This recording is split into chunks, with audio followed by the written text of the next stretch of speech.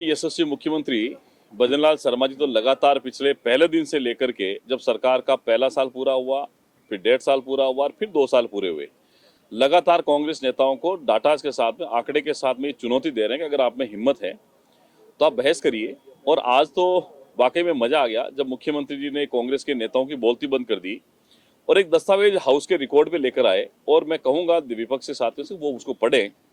उन्होंने कहा, मुझे हंसी आती है ऐसे विपक्ष के नेताओं पर जब माननीय मुख्यमंत्री जी कह रहे हैं कि सरकार के वर्तमान सरकार 2 साल बनाम पूर्ववर्ती कांग्रेस सरकार के 5 साल के कामकाज पर आप बहस करिए।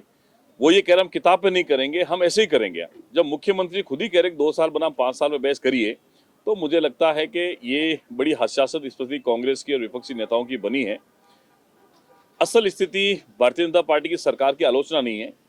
राहुल एंड कंपनी जो दिल्ली में कर रही है अभी लोकसभा के अंदर और राज्यसभा के अंदर, उसका इनको डायरेक्शन अभी 5-6 दिन पहले जब दिल्ली में इनकी क्लास लगी तो ये बड़े मायूस से हो गया। जब 4 दिन हाउस अच्छे ढंग से चला, सरकार के सभी मंत्रियों ने रिप्लाई अच्छे से दिए, तो इनको ऊपर से फटकार लगी कि आप ऐसे कैसे बैठे हो, आपको हंगामा करना चाहिए, करना चाहिए।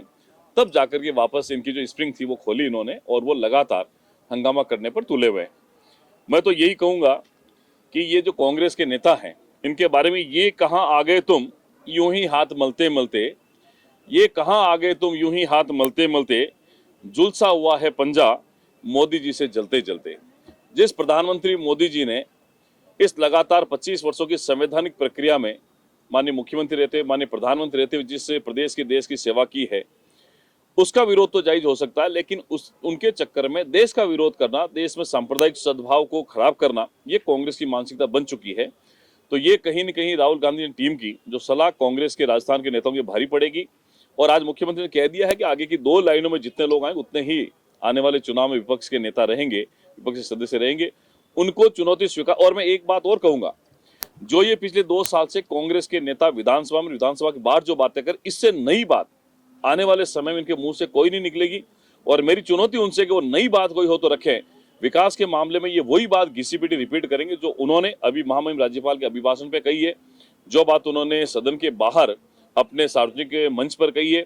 ये कैसे मूर्ख लोग हैं जो ये कहते हैं कि नरेगा बंद हो जाएगी, जबकि हमने कभी नहीं कहा। हमने 85,000 करोड़ के बजट को 96,000 करोड़ कर दिया और हमने तो सिर्फ उसमें 100 की जगह 125 दिन का रोजगार लिया है।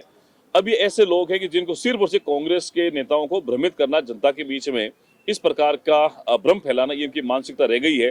तो मैं तो ये कहूंगा उनको सद्बुद्धि दे, राजस्थान के लोगों के कल्याण के लिए वो एक रचनात्मक सहयोग करें और अच्छे सुझाव वो सरकार को दे ताकि इसका फायदा प्रदेश की जनता को मिल सके। ये जो मनरेगा का नाम बदला कि वीबीजी राम जी, विकसित भारत गारंटी रोजगार एंड आजीविका मिशन ग्रामीण, ये जो बिल लाया गया है, मुझे लगता है इसमें इनको बड़ी तकलीफ है। इनके बाद दूसरा मुद्दा नहीं बचा, इसलिए सिर्फ और सिर्फ नाम बदलने का एक ढोंग फैला करके मनरेगा को बंद करने का एक भ्रम फैलाया जा रहा है।